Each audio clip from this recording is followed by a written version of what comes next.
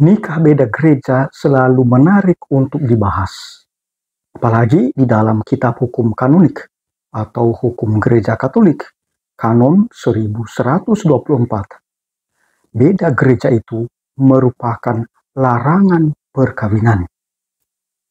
Orang Katolik yang akan melangsungkan perkawinan beda gereja baru diizinkan oleh otoritas gereja Katolik kalau dia sungguh kuat imannya. Nah, saudaraku yang terkasih, ada banyak orang yang setia di dalam iman kekatolikannya, kendati mereka melangsungkan perkawinan beda gereja.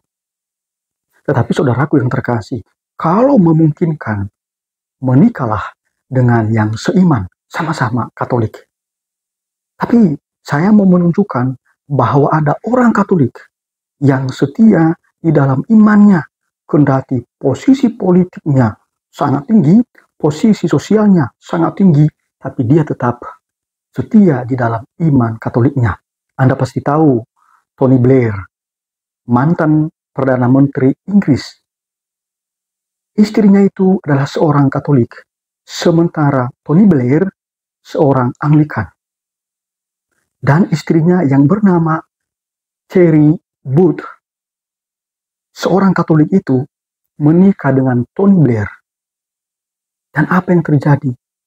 Cherry setia di dalam iman Katoliknya. Kendati suaminya pada akhirnya menjadi seorang Perdana Menteri Inggris. Wah, posisi hebat sekali. Tetapi dia tetap setia di dalam imannya. Dan bukan hanya itu, saudara-saudara yang terkasih. Dia juga membaptiskan anak-anaknya di dalam gereja Katolik. Dan dia didik anak-anaknya itu di dalam gereja Katolik. Pada suatu kesempatan, Tony Blair, suaminya, menghantar anak-anaknya untuk dibaptis di dalam gereja Katolik dan mengikuti perayaan Ekaristi. Di situ sebenarnya Tony Blair mulai tersentuh hatinya untuk menjadi seorang Katolik.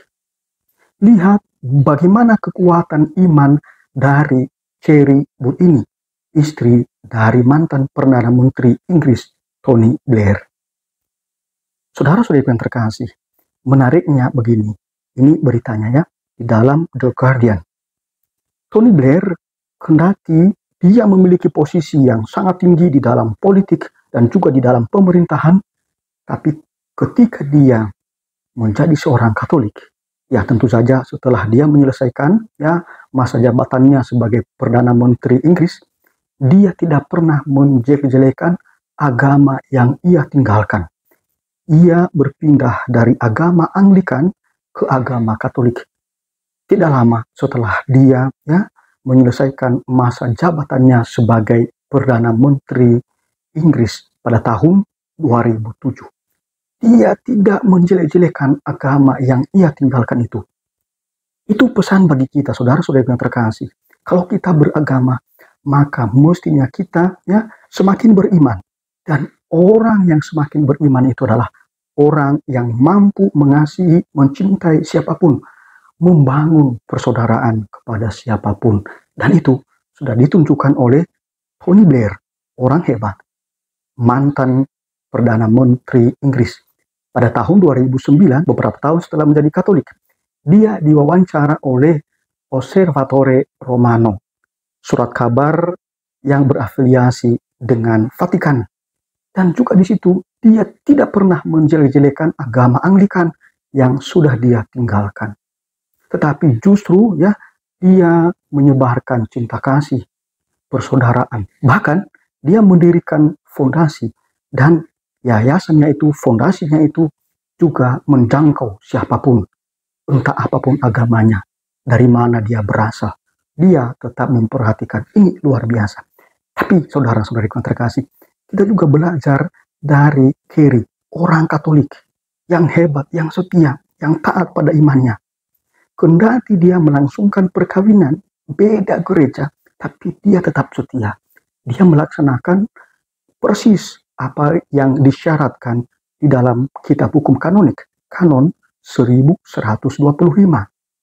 Dia tidak meninggalkan iman Katoliknya, dia tetap setia, dia aktif Semua anak yang lahir dibaptis dalam gereja Katolik, dia melakukan itu. Semua anak yang lahir dididik dalam gereja Katolik dan dia melakukan itu. Maka ketika jurnalis Osservatore Romano mewawancarai Tony Blair, apa yang berubah setelah Anda menjadi seorang Katolik?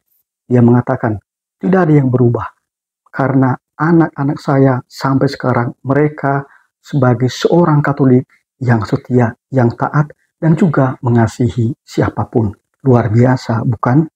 Saudara-saudariku yang terkasih, apa yang menarik dalam latar belakang Carrie, istri Tony Blair itu? Rupanya, waktu dia masih muda, mulai dari SD, SMP, SMA, dan puncaknya ketika dia mahasiswi, dia aktif di dalam gereja Katolik. Bahkan di kampus, dia aktif di dalam keluarga mahasiswa Katolik di kampusnya. Dia aktif sebagai orang muda, orang mudi. Dia tetap aktif menjalankan imannya, iman kekatolikannya. Dia rajin berorganisasi, menghimpun teman-temannya, dan bercengkerama dengan teman-temannya. Luar biasa, bukan? Maka, saudara-saudara yang terkasih, mahasiswa-mahasiswi, marilah aktif di dalam kegiatan kemahasiswaan Katolik di kampus Anda. Dan kalau tidak ada di kampus Anda, carilah. Di beberapa keuskupan ada wadahnya.